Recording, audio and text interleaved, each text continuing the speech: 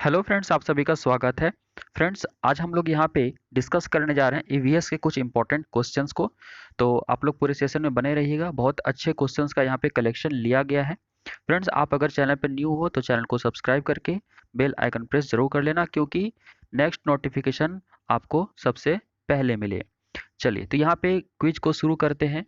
तो देखिए, सब इसके पहले का क्वेश्चन जो है हम इसके प्रीवियस क्लास में डिस्कस कर चुके हैं। ठीक है, तो अब यहाँ से आगे हम लोग करते हैं। चलिए, देखिए क्या क्वेश्चन है कि कोई डॉक्टर एक मरीज को खाने के लिए कुछ दवाइयाँ लिखता है, ठीक है, और साथ ही गुड़, आंवला और हरी पत्तेदार सब्जियां जरूर खाने का सुझाव देता है।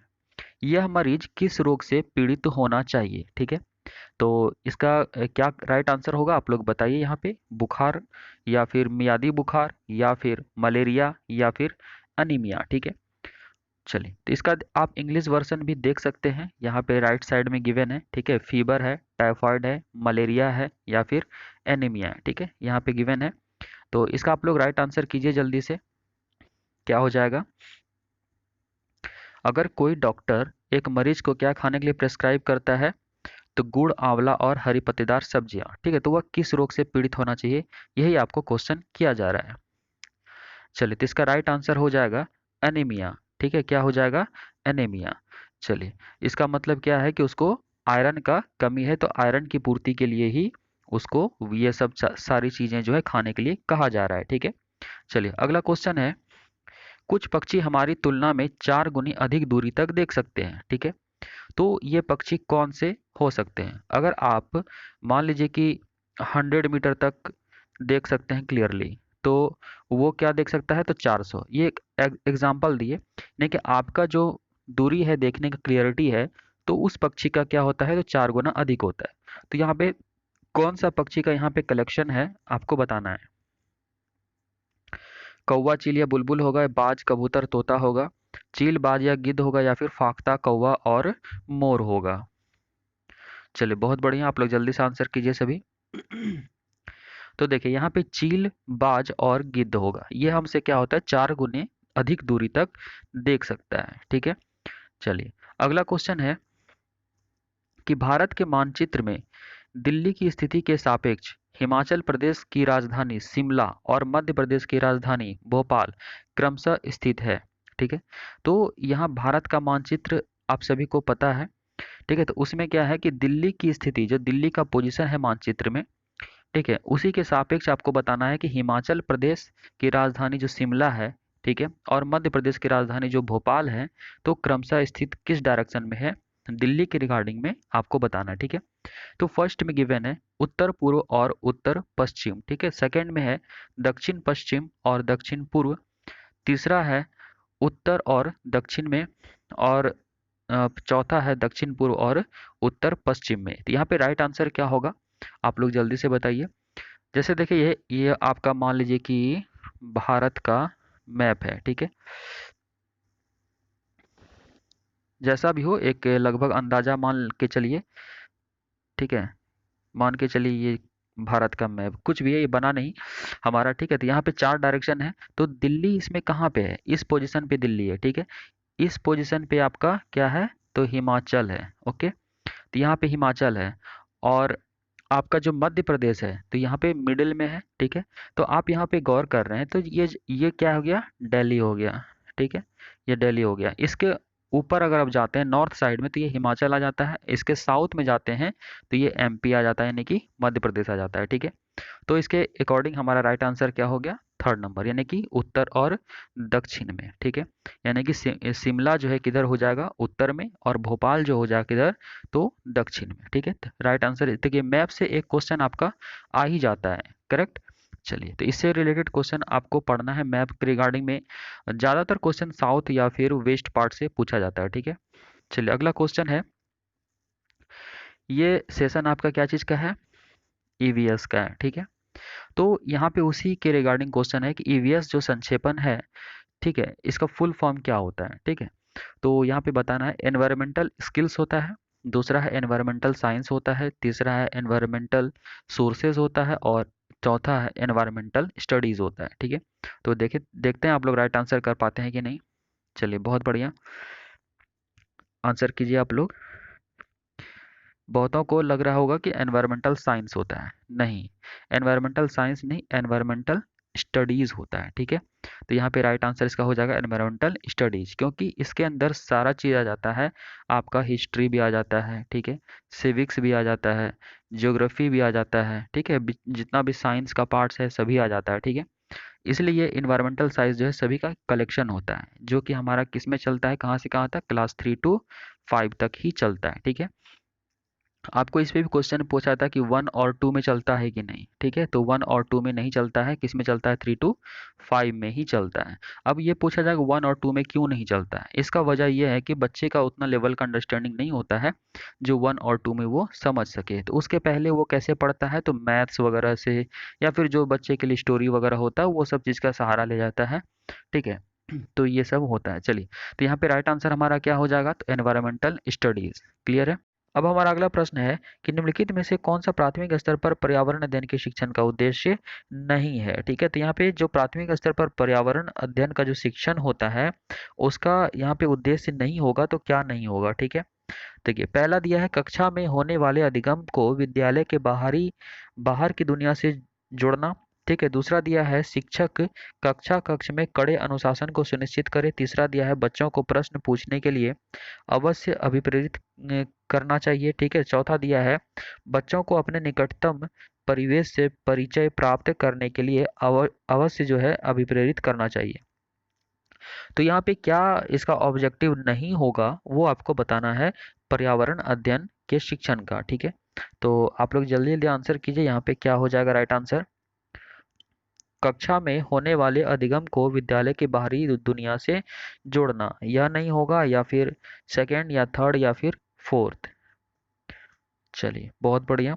तो देखिए अगर फर्स्ट का बात करें तो ये एनसीएफ के अकॉर्डिंग ये करेक्ट है। ठीक है, दूसरा का अगर बात करें तो शिक्षक कक्षा कक्ष में कड़े अनुशासन को सुनिश्चित करें। तो आपको यहाँ पे एक वर्ड मिल गया कड़ा अनुशासन, ठीक है, हार्ड। तो यहाँ पे इस तरह का ये क्या होता है, नेगेटिव वर्ड होता है, तो इसको देखते ही हमको हटा देना है। तो यहाँ पे क्या है, यही हमारा नेगेटिव हो जाएगा। नहीं लिखा है तो हमको नेगेटिव फाइंड करना था, तो हमारा राइट आंसर क्या होता है यहाँ पे, तो सेकेंड नंबर। तो ये हमारा राइट क्या हो जाएगा, तो सेकेंड नंबर करेक्ट आंसर हो जाएगा क्वेश्चन के अकॉर्डिंग। ठीक है, उसके बाद है बच्चों को प्रश्न पूछने के लिए अवश्य प्रेरित करें, बिल्कुल सही। उसके बाद है बच्चों को अपने निकटतम परिवेश से परिचय प्राप्त करने के लिए अवश्य अभिप्रेरित करें। ठीक है, ये भी सही है। तो हमारा रॉन्ग यहाँ पे क्या होता है, 2 नंबर। ठीक है, तो यही हमारा यहाँ पे क्वेश्चन के अकॉर्डिंग आंसर होता है। चलिए बहुत बढ़िया। अब अगला क्वेश्चन देख लेते हैं। देखिए इसमें क्या दिया है कि आंचल अपनी कक्षा 5 में पर्यावरण अध्ययन की कक्षा में अक्सर गहन जांच पड़ताल वाले और कल्पनापरक प्रश्न पूछती है। ठीक है, मतलब आंचल जो है बहुत ही गहन जांच पड़ताल वाला प्रश्न और जो भी कल्पनापरक प्रश्न होता है वैसे प्रश्नों को वो पूछती है।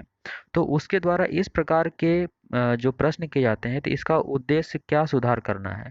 ठीक है, तो यहाँ पे क्या आंसर हो जाएगा, आप लोग जल्दी से बताइए। अवलोकन कौशलों में सुधार, या फिर संवेगात्मक कौशलों में सुधार, या फिर चिंतन कौशलों में, या फिर बोलने संबंधी कौशलों में सुधार। चलिए बहुत बढ़िया, तो आप लोग जल्दी जल्दी आंसर कीजिए। आंचल जो मतलब किसी प्रश्न को इतना जांच पड़ताल करती है या फिर कल्पनापरक प्रश्न पूछती है, तो उसका मेन उद्देश्य क्या है, किस चीज़ में सुधार करना है, ये आपको बताना है। तो देखिए अगर पहला का बात करें, यहाँ पे अवलोकन से तो कोई इस प्रश्न का लेना देना है नहीं। ठीक है, अवलोकन तो यहाँ पे हो नहीं रहा है, तो पहला हमारा ऐसे ही रॉन्ग हो जाता है। दूसरा बात है इमोशन का, तो इमोशन फीलिंग इमोशन का यहाँ पर भी कोई बात नहीं है। ठीक है, तो ये भी हमारा रॉन्ग हो जाता है। उसके बाद यहाँ पे केवल बोलने संबंधी जो यहाँ पे कौशल है चौथा, तो ये नहीं होगा। तो हमारा राइट आंसर क्या हो जाएगा, थर्ड नंबर, यानी कि चिंतन कौशल। मतलब वो जो चीज़ सोच रही है, ठीक है, उसी को वो क्लियरिफाई करना चाहती है, यानी कि चिंतन कौशल को ही वो जो है ज़्यादा सुधार करना चाह रही है। ठीक है, तो हमारा राइट आंसर क्या हो जाएगा, तो 3 नंबर। फ्रेंड्स आप लोग जितने वॉच कर रहे हैं प्लीज़ एक बार वीडियो को लाइक कर दीजिए, और चैनल पे न्यू है तो सब्सक्राइब करके बेल आइकन प्रेस जरूर कर लीजिए। चलिए अगला क्वेश्चन देख लेते हैं। इसको थोड़ा छोटा कर देते हैं, ठीक है, क्योंकि आएगा नहीं।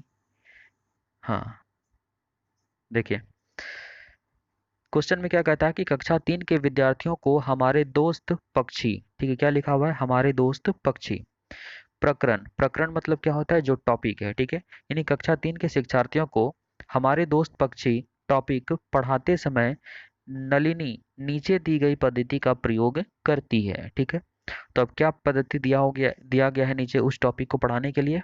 तो पहला दिया गया है पक्षियों पर आधारित वृत्त चित्र दिखाना। तो वृत्त चित्र क्या होता है, तो डॉक्यूमेंट्री फिल्म होता है, आप इंग्लिश में भी देख सकते हैं। ठीक है, उसके बाद ख दिया है विभिन्न पक्षियों की तस्वीरों वाले चार्ट का प्रयोग करना और संक्षेप में उनका वर्णन करना। ठीक है, उसके बाद दिया है गौ में शिक्षार्थियों को नजदीक के पार्क ले जाना और उनसे पक्षियों को ध्यान से देखने के लिए कहना। ठीक है, तो ये 3 बातें हो गई।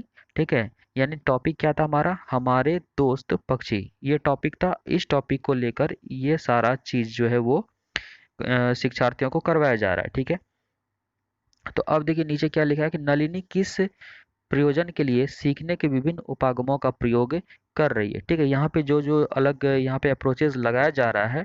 ठीक है, तो इसका जो यहाँ पे प्रयोग हो रहा है तो किस प्रयोजन के लिए। तो यहाँ देखिए पहला दिया है अपनी पाठ्य योजना का पालन करने के लिए। ठीक है, दूसरा है बहुबुद्धि वाले शिक्षार्थियों की विभिन्न आवश्यकताओं को पूरा करने के लिए। या तीसरा दिया है दूसरे शिक्षकों और अभिभावकों को प्रभावित करने के लिए। और चौथा दिया है शिक्षार्थियों में तर्क शक्ति का विकास करने के लिए। ठीक है, तो यहाँ पे राइट आंसर बताइए जल्दी से क्या होगा। चलिए बहुत बढ़िया।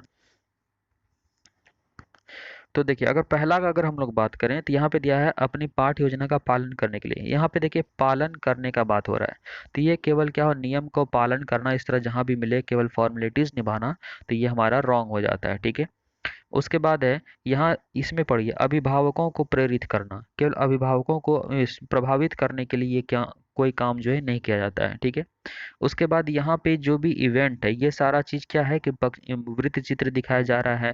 ठीक है, चार्ट का प्रयोग किया जा रहा है या फिर फील्ड पे ले जाके डायरेक्टली उस चीज को दिखाया जा रहा है। तो यहाँ पे तर्क शक्ति, यहाँ पे लॉजिक का कोई बात नहीं होता है। ठीक है, तो हमारा यहाँ पे राइट आंसर क्या हो जाएगा, सेकेंड नंबर, यानी कि बहुबुद्धि वाले शिक्षार्थियों की विभिन्न आवश्यकताओं को यहाँ पे क्या किया जा रहा है, पूरा किया जा रहा है। ठीक है, हावर्ड गार्डनर ने या स्टर्नबर्ग ने जो मल्टीपल इंटेलिजेंस थ्योरी दिया था, तो उसी के आधार पे यहाँ पे कि जो बहुबुद्धि होता है, सभी की बुद्धि की जो है बुद्धि जो अलग अलग होता है, उसी को यहाँ पे फुलफिल किया जा रहा है। ठीक है, किसी को यहाँ प्लॉट पे ले जाके ही दिखाया जा रहा है। ठीक है, किसी को क्लासरूम में चार्ट का यूज करके या फिर जो भी होता है वीडियो द्वारा उसको दिखाया जा रहा है, वृत्त चित्र या डॉक्यूमेंट्री फिल्म में दिखाया जा रहा है। ठीक है, तो जो भी मल्टीपल इंटेलिजेंस वाले विद्यार्थी हैं, मतलब सबका इंटेलिजेंस जो अलग अलग होता है उसी को ये क्या कर रही है, तो फुलफिल कर रही है। ठीक है, तो यहाँ पे राइट आंसर क्या हो जाएगा, तो सेकेंड नंबर। चलिए बहुत बढ़िया, अब चलते हैं अगला क्वेश्चन पे।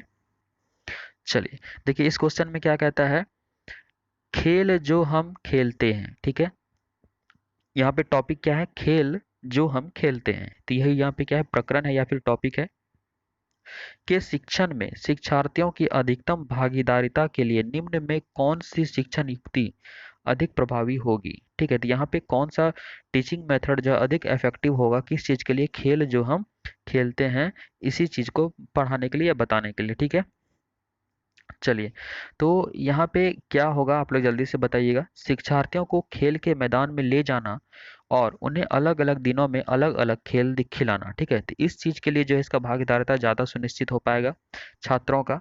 या फिर दूसरा विभिन्न खेलों के खेल कार्ड बनाना और उन्हें शिक्षार्थियों को दिखाना। ठीक है, तीसरा दिया है शिक्षार्थियों को भीतर और बाहर खेले जाने वाले विभिन्न खेलों के नाम याद करने के लिए कहना। ठीक है, और चौथा दिया है शिक्षार्थियों को टेलीविजन पर खेल संबंधी कार्यक्रमों को देखने और उस पर आधारित सामान्य परियोजना कार्य बनाने के लिए कहना। ठीक है, यहाँ पे राइट आंसर क्या होगा आप लोग जल्दी से बताइए। मतलब टॉपिक यहाँ पे दिया गया है क्या, तो खेल जो हम खेलते हैं ये टॉपिक दिया गया है, तो इसके शिक्षण में शिक्षार्थियों की जो भागीदारिता होगी तो उसके लिए कौन सा मेथड यहाँ पे यूजफुल होगा आपको यही यहाँ पे बताना है। ठीक है, तो देखिए यहाँ पे हमारा राइट आंसर हो जाता है फर्स्ट नंबर। ठीक है, यानी शिक्षार्थियों को खेल के मैदान ले जाना, मतलब जो खेल का मैदान है तो वहीं पर आप ले जाएंगे और अलग अलग दिन में क्या होगा, तो अलग अलग खेल खेलेंगे, तो इससे क्या होगा बच्चे ज़्यादा इंटरेस्ट लेंगे। ठीक है, और उनकी भागीदारिता जो है वो अधिक हो पाएगी। ठीक है, अगर हम सेकंड का बात करें तो विभिन्न खेलों के खेल कार्ड बनाना। ठीक है, यहाँ पे क्या किया जा रहा है, खेल कार्ड बनाया और उन्हें शिक्षार्थियों को दिखाना, तो ये केवल दिखाना वाला जो बात रहे कहीं तो इसको देख के आप हटा दीजिएगा। ठीक है, उसके बाद है दिखाना, मतलब क्या, वो इनएक्टिव है।